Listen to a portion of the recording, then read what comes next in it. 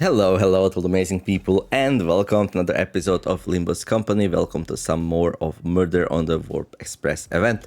You can find the full playlist in the comment description below the video, and let's jump in. And we got a story chapter here, the negotiation. So last time we fought the Blood Fiend, and well, kind of won the fight, but canon is that, well, we just cannot kill it because it keeps on healing or over again. And now we're going into the freight train with Faust and him to negotiate, and I have a feeling there's gonna be something with Mephistopheles here, our boss. Maybe it eats him. That would be the funniest thing ever. So yeah, let's go and see.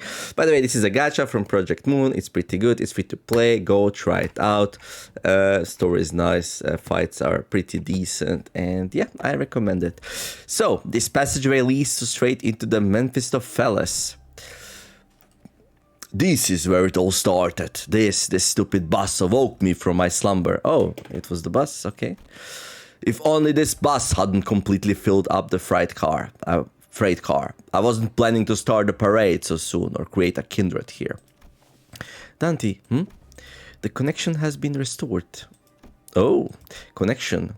The suddenness of her statement briefly knocked me off my train of thought.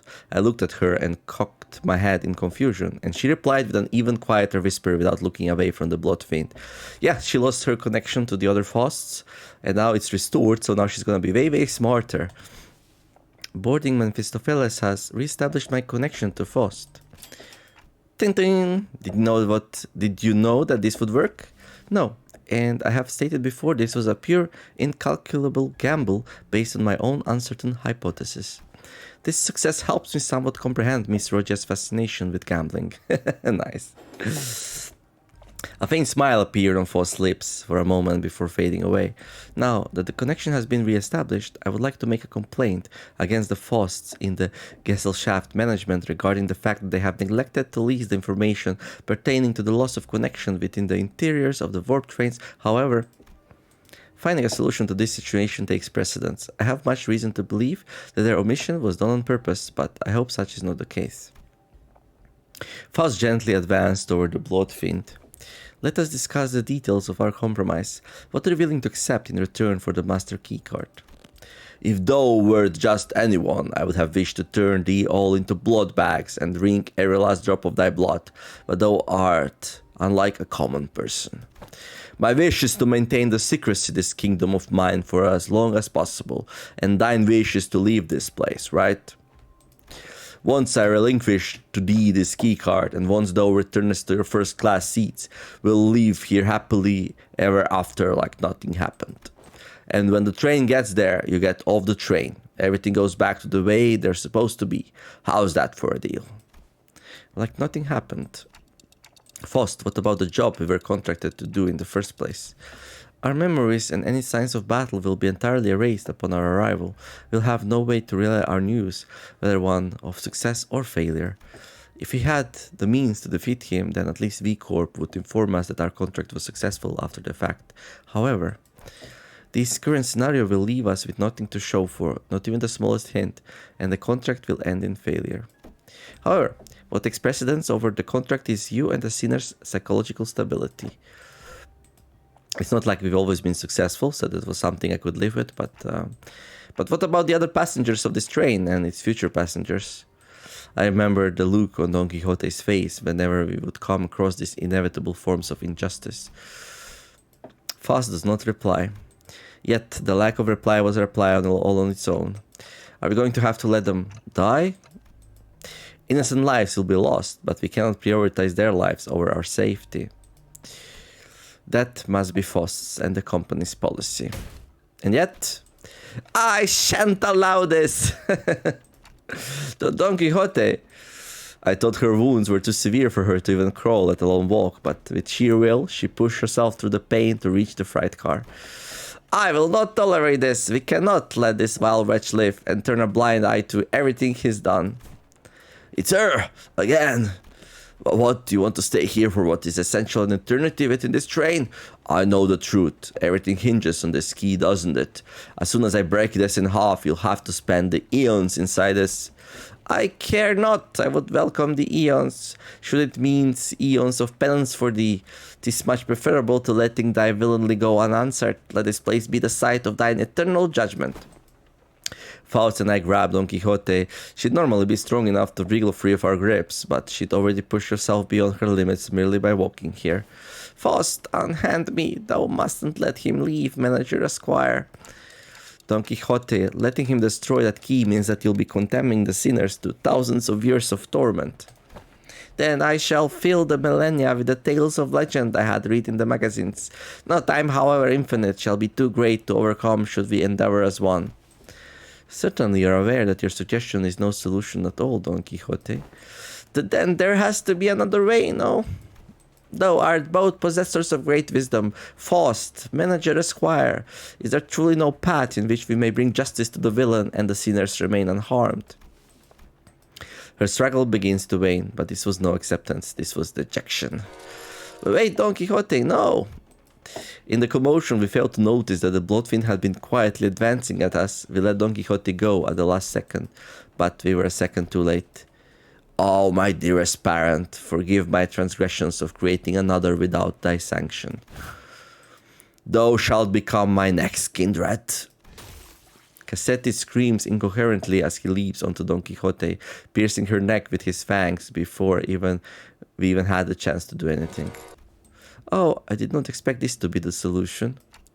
Faust, what do you mean, the solution? According to this information I had viewed in the past, and once again just now, it's... Dante, take cover behind me and remain absolutely still. And please do note that the other sinners must never hear a word of what is about to happen. Oh! Don Quixote levitates slightly into the air, the strings on her shoes unraveling as they slip off her feet on their own. She looks on with bewilderment as her running shoes fall to the floor. And... Rocinante! I've always had this question swirling at the unfocused backstage of my mind. Why are you always so protective of these running shoes, Don Quixote? Running shoes? Those speak of our dear Rocinante. Yeah, those. If I have battled through thick and thin, fist and famine with dear Rocinante, in sorrow and in joy, no matter the brutality of trials that hath struck me, it hath been a loyal steed by my side for however long it had been in existence. She doesn't know when she got them? Manager Esquire, wherever hast thou not saluted Rocinante as well? This may be a rather auspicious occasion to do so. No, I think I'm good. Be not so bashful, go on ahead. Look, Stinky, small girl is torturing TikTok with Stinky. Stinky they are not, scoffed as they might appear, Rocinante is in pristine condition. Also, thou shalt not address me as a small girl. Evacuate! Don Quixote, don't tell me go to sleep wearing this Rocinante. Oh, I have always been quite certain that someone so esteemed as the Manager Esquire would care to ask me how Rocinante fares. I didn't mention that this question was inspired by numerous eyewitnesses' reports from other sinners who saw her wandering in the halls in her pajamas and wearing Rocinante. Verily, Rocinante and I remain bound together even in slumber. There should be no separating the two of us. We are bound not by need nor want. We are simply bound together through plight and delight.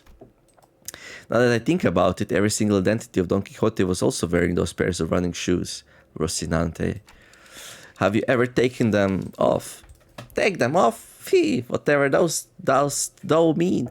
As in detached Rocinante from my body, 'tis a very odd insinuation thou makest. She looks at me with puzzled eyes, as though taking those pair of running shoes off was somehow an inconceivable idea. They were something much more than just her favorite pair of running shoes.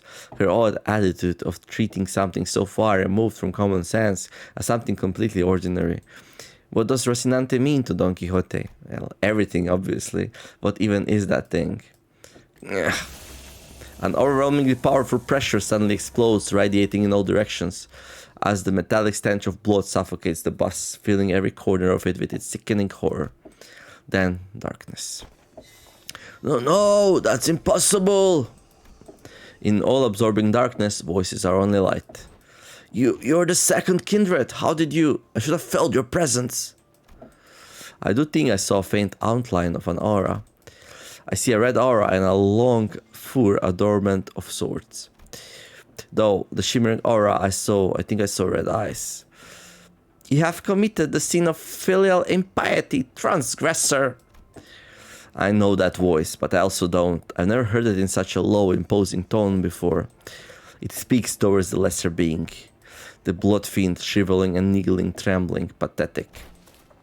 Mercy, O venerated ancestor, I beg for the mercy of the second kindred. I beg for the mercy of the second kindred. Insolent worm. Ah. Crimson droplets of blood slowly rises around the blood fiend's mouth before congealing and sealing his mouth shut. No language worming its way out of your mouth shall be worth my ears. Now, to commit the sin of filial impiety by attempting to travel against the bloodstream, to commit such abomination against your ancestor, I cannot well sanction your impudence of continued existence. Coagulate, then melt away.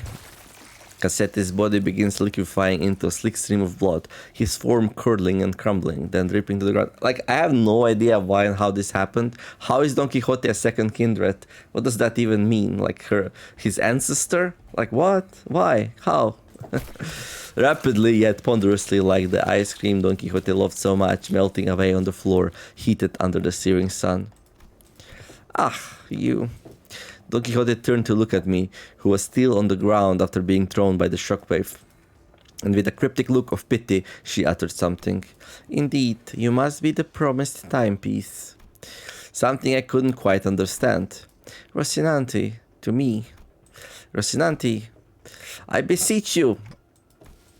I carefully reached out, grabbed her shoes, and slipped them onto her bare feet one by one. Ah, one day. She gasped, stumbled, and slumped to the ground. Okay? Is that because she took her shoes off? Was she always a blood fiend? In disguise? Oh, it seems like there's no dungeon here. Okay, I'm gonna check out the last story then. Uncertainty. Sometime later. Can somebody explain what just happened in a way that makes sense? I knew that sinners would all be shocked and confused. After all, when they, including Foss and Don Quixote, all came back to life after I rewound the clock. But wait, Foss said what transpires here must not be talked about. Did Foss know what's gonna happen? Seems like Foss knows what Don Quixote really is. Interesting. All that remained was the destroyed door to the freight car and the disgusting obliterated remains of what was once Cassetti. Most personnel had lost their consciousness from the mental stress of the prolonged battle against the bloodfiend. Whatever measure it was that the manager has taken, it can be said that it was appropriate. I guess so. Well, good work everyone. However, the definition of most personnel excludes 3 individuals, therefore I would be most appropriate to direct any questions to them. Wait, Who are those 3? Faust, the manager, and Don Quixote, who's still unconscious. Huh, really? The 3 of you? Wow, we're spot on. When did you even have the time to notice that? Oh boy.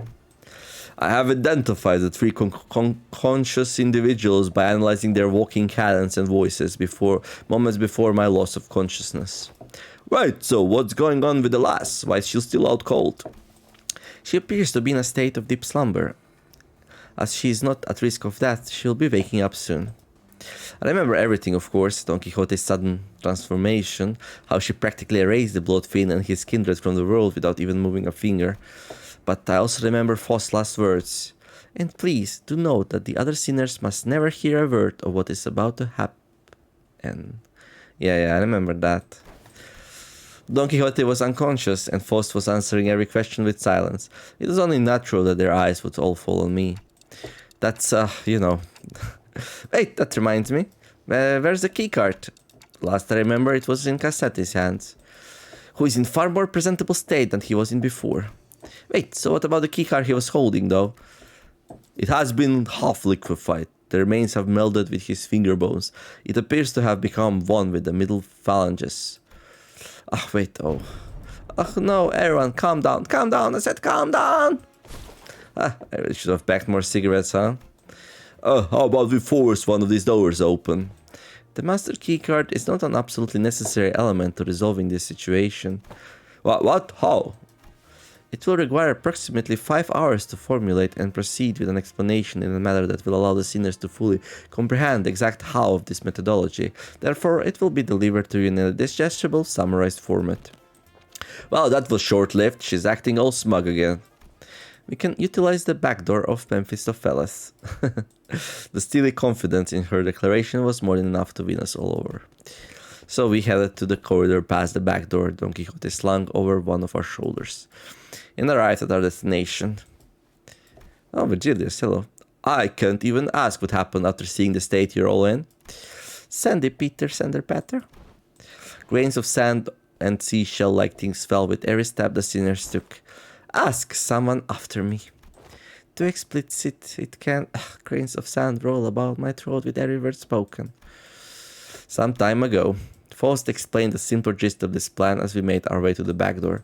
To put it simply, we will spend the time at a space disconnected from the train. The train should be arriving at its destination in approximately 10 seconds, going by the E.G.O timescale. All we must do is remain somewhere in our original dimension for that duration. Oh, that's a nice solution. Cool. And with that, Faust came to a sudden stop in the middle of one of the corridors. Wait, are you seriously gonna just open that door? With this many doors in here, are you sure that is the right one? Yes, this is the correct door. Its safety is completely ensured. Ugh, lass, at least tell us what's past that door. I did not bother verifying that particular information myself. It is necessary for future endeavors that I gain the experience of encountering something completely unexpected. Oh, she got hooked. What? Oh, wait! Faust did not wait for Keithleaf to finish his sentence before jerking the door wide open. Now, please, enter through this door. With Faust's stern command, we quickly walked into a building that looked like a derelict, abandoned hospital of sorts. I think we walked into the middle of a sandstorm. Huh? Are we supposed to be indoors? How the heck is this even happening? I can't open my eyes. I got sand in my...